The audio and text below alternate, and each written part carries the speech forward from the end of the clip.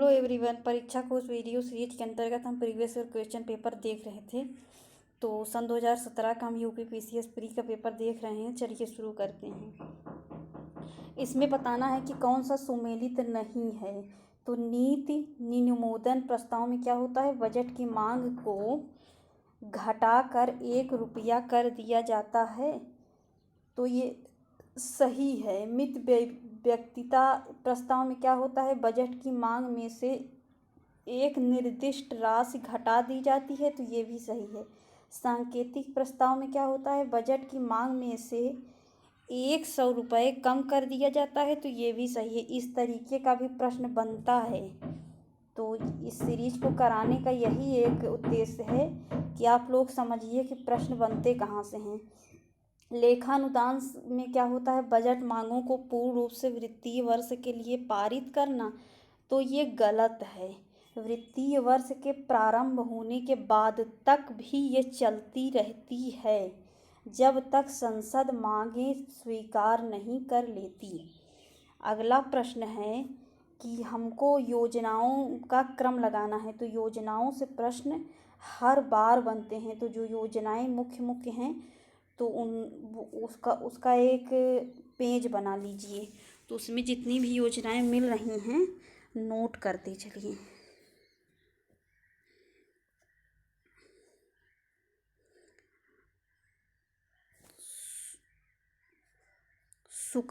सुकन्या समृद्धि योजना 22 जनवरी सन 2005। अटल पेंशन योजना 1 जून सन 2015।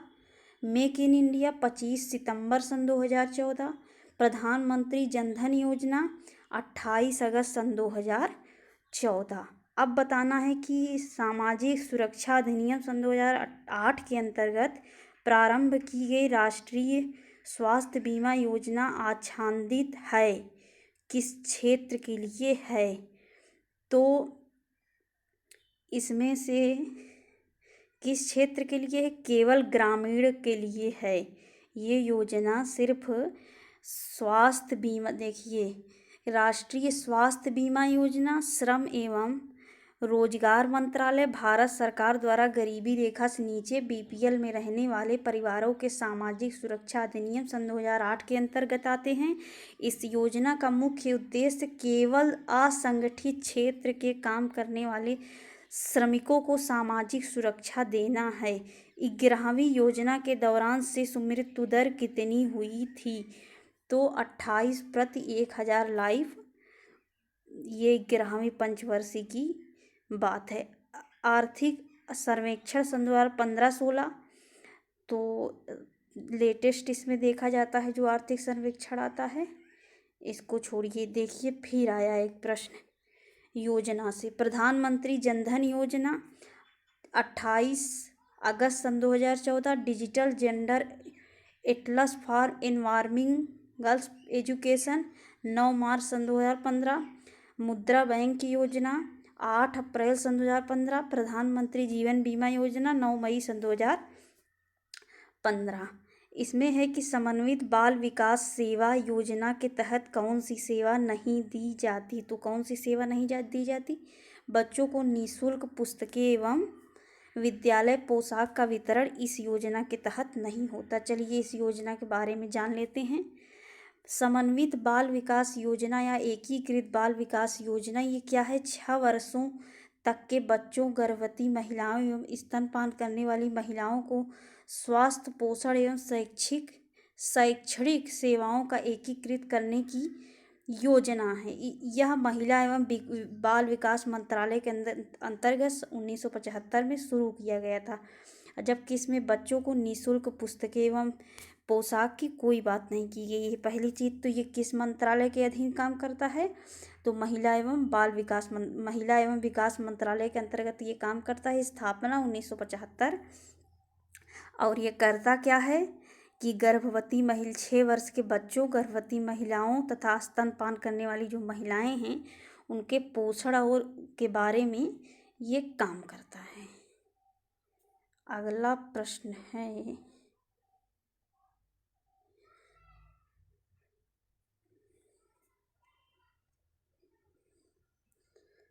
वित्त वर्ष सन 2017-18, तो इसको भी जो वित्त वर्ष लेटेस्ट बजट आएगा तो उसको देखना होता है।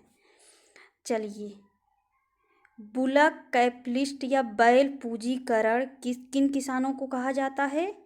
जिनके पास कुछ साधन तो है पर धनाढ्य नहीं है, उनको कहा जाता है बुलक कैपिटलिस्ट। ओके, अगला है कि निम्नलिखित में से किस वर्ष संयुक्त राष्ट्र संघ ने परम गरीबी की परिभाषा अंगीकृत की थी? तो कब की थी? 1995 में।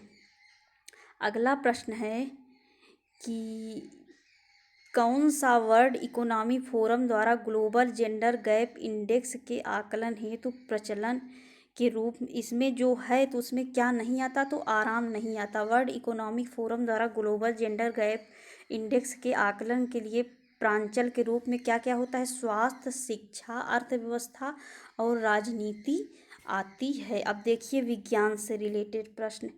कृत्रिम उपग्रह पृथ्वी से सुस्पष्टता से ट्रैक किया जा सकता है तो डॉपलर प्रभाव द्वारा।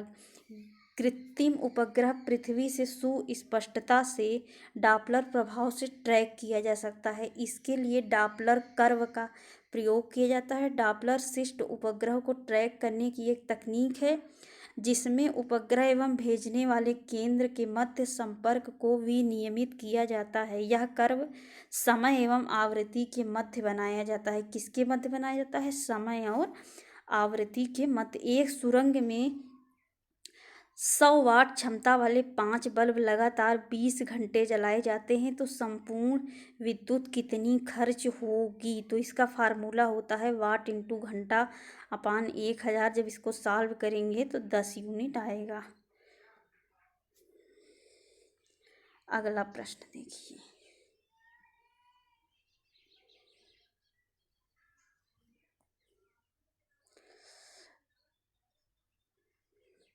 यदि 100 ग्राम चीनी को आधा लीटर पानी में मिलाकर एक असंतृप्त चीनी का घोल तैयार किया जाता है तो उसमें कौन सी भौतिक राशि नहीं बदलेगी? तो क्या नहीं बदलेगा? आयतन नहीं बदलेगा। द्रव्यमान, घनत्व, सांद्रता सब बढ़ जाएगा। सांद्रता का संबंध अवयव की मात्रा पर निर्भर करता है। मोबाइल चार्जर है तो क्या है ये? एक अपचाई ट्रांसफार्मर है जो वोल्टेज को नीचे करने के लिए प्रयोग में लाया जाता है। टेलीविजन दर्शक डिश एंटीना प्रयुक्त करने हेतु बरसात में उपग्रह सिग्नल नहीं प्राप्त करते हैं। क्यों नहीं प्राप्त करते हैं? तो एंटीना छोटे होते हैं, ऐसा कुछ नहीं है। वर्षा की बूंदें रेडियो तरंगों की ऊर्जा अवशोषित करती हैं। सही है, वर्षा की बूंदें रेडियो तरंगों की ऊर्जा की मूल दिशा को विचलित करती हैं, तो ये सही है। तो कौन सा इसमें सही होगा? सी। टेलीविजन दर्शक डिश एंटीना प्रयुक्त करते हुए बरसात में उपग्रह सिग्नल नहीं प्राप्त करते क्योंकि वर्षा के बूंदें रेडियो तरंगों की ऊर्जा अवशोषित कर लेते हैं तथा साथ ही साथ वर्षा की बूंदों से रेडियो तरंगों में अपवर्तन एवं परावर्तन होने से सिग्नल बिखर जाते हैं और कमज़ोर पड़ जाते हैं।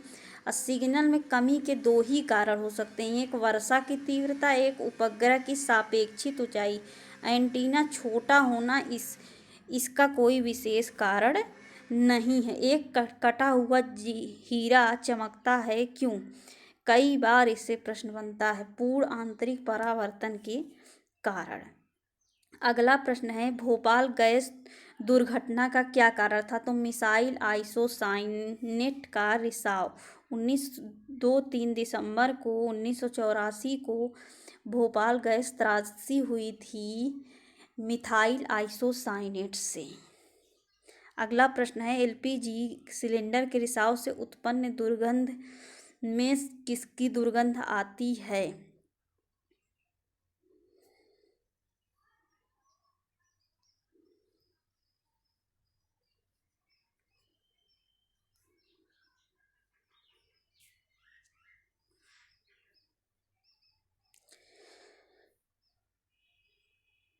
इथाइल मरकैप्टन का द्रवित पेट्रोलियम गैस प्रोपेन, ब्यूटेन और आइसोब्यूटेन आदि हाइड्रोकार्बन का मिश्रण है। घरों में रसोई गैस के रूप में जो एलपीजी उसमें उसमें क्या होता है, अत्यंत उच्च दाब एवं प्रोपेन, ब्यूटेन, आइसोब्यूटेन जैसी गैसें द्रवित होती हैं। इन्हीं द्रवित हाइड्रोकार्बन के मिश्रण को द्रवित पेट्रोलियम गैस एलपीजी कहते हैं। लिक्विड पेट्रोलियम गैस यह प्राकृतिक गैस एवं पेट्रोलियम के प्रभावी आसवन से प्राप्त होता है। एलपीजी के रिसाव की पहचान के लिए उसमें कुछ दुर्गंध पूर्ण पदार्थ इथाइल मरकैप्टन मिलाया जाता है। कौन सा पदार्थ प्राकृतिक बहुलक है, तो रेशम प्राकृतिक है।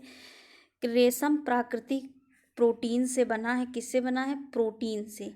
और रेशम के कुछ प्रकार के रेशों से वस्त्र बनाए जाते हैं। ये प्रोटीन रेशों में मुख्यतः फिब्रोइन होता है। ये रेशे कुछ कीड़ों के लार्वा द्वारा बनाए जाते हैं। सबसे उत्तम किस्म का रेशम शहतूत के पत्तों पर चलने वाले कीड़ों के लार्वा से होता है। बैकेलाइट, केवलार, लेक्सान आदि कृत्रिम बहुलक हैं। यूरिया क्या है, तो यूरिया क्या है, एक नाइट्रोजन युक्त कार्बनिक यौगिक।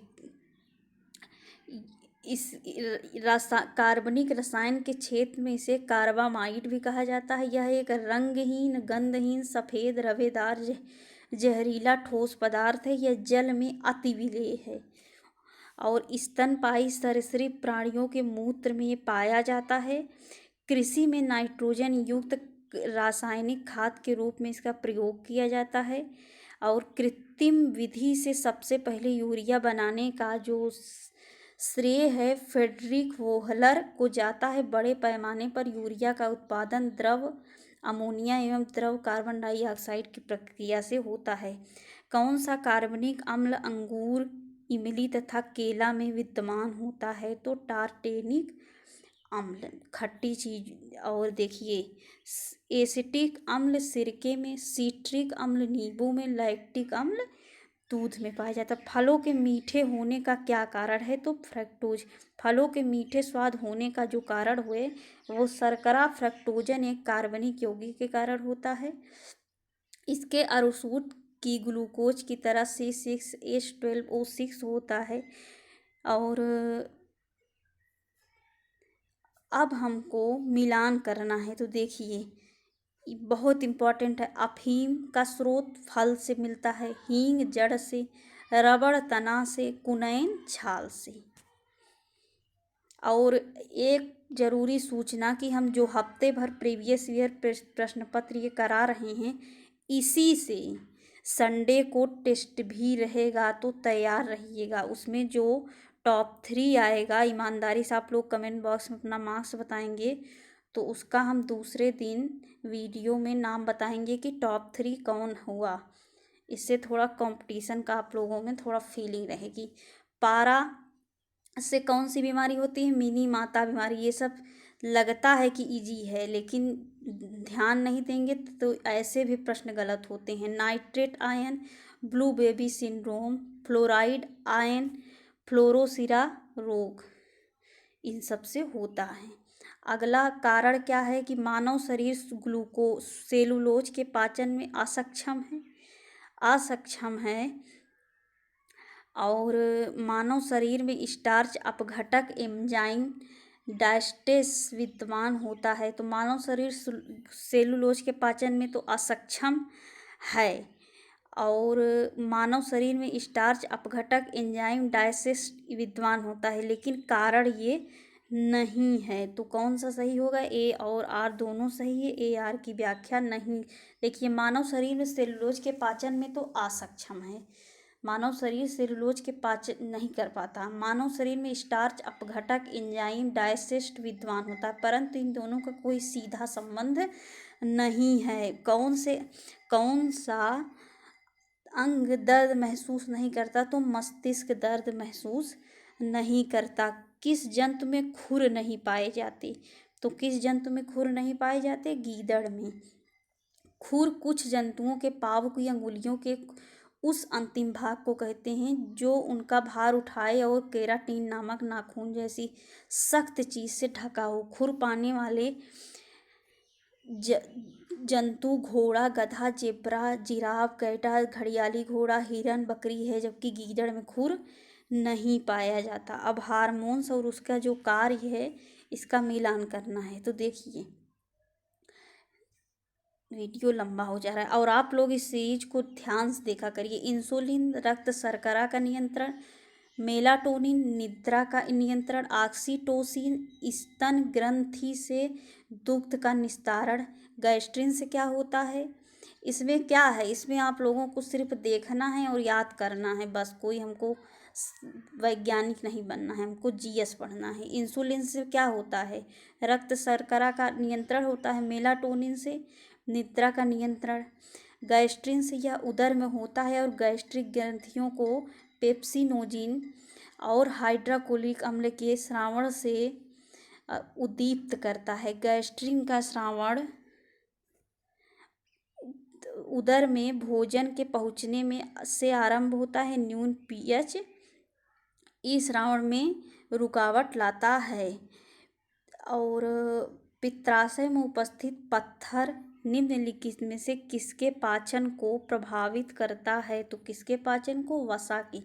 यकृत मनुष्य के शरीर की सबसे बड़ी ग्रंथि यकृत की कोशिकाओं से पित्त का स्राव होता है जो पित्ताशय में जमा होता है। पित्ताशयी नलिका ग्रहणी में खोलती हैं। पित्त वसा के इमल्सीकरण में मदद करता है और उसे बहुत छोटे मिसल कणों में तोड़ता है। पित्त लाइपेज एंजाइम को भी सक्रिय करता है और पित्ताशय में उपस्थित पत्थर पित्त के स्राव को बाधित करता है, जिसमें वसा का इमल्सीकरण बाधित होता है। तो यही याद रखिए कि पित्ताशय में उपस्थित पत्थर जो होता है वो प्रभावित वसा के पाचन क्रिया को करता है। कौन सा आनुवंशिक रोग नहीं है, तो रतौंधी नहीं है। रक्तहीनता, हीमोफीलिया, वर्णांधता आनुवंशिक रोग है, जबकि रतौंधी आनुवंशिक रोग नहीं है। रतौंधी आँखों की भी एक बीमारी होती है और ये विटामिन ए के कारण होती है। इसमें बताना है कि कौन सा सुमेलित नहीं है। तो विटामिन सी प्रतिस्कर्वी कारक, तो सी सुमेलित नहीं है। विटामिन डी की कमी से सूखा रोग होता है जो प्रायः बच्चों में होता है। बच्चों में हड्डियों की नरमाई या कमजोर को सूखा रोग कहते हैं। विटामिन डी का प्रमुख स्रोत सूर्य है। आयोडीन की कमी से क्या होता है, घेंघा रोग होता है। अगला है कि किसका मस्तिष्क उसके शरीर अनुपात से सबसे बड़ा होता है, तो चींटी। देखिए सिर और शरीर का अनुपात देखिए, चींटी का सिर और शरीर का अनुपात 7:1, मानव का 50:1, हाथी का 560:1, डॉल्फिन का 1000:1। अगला है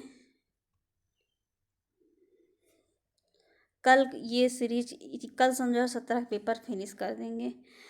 हवा में तैरते हुए श्वसनीय सूक्ष्म कणों का आकार कितना होता है, तो 5 माइक्रोन से कम। उसके बाद एक पेपर हम आरओ का लेंगे।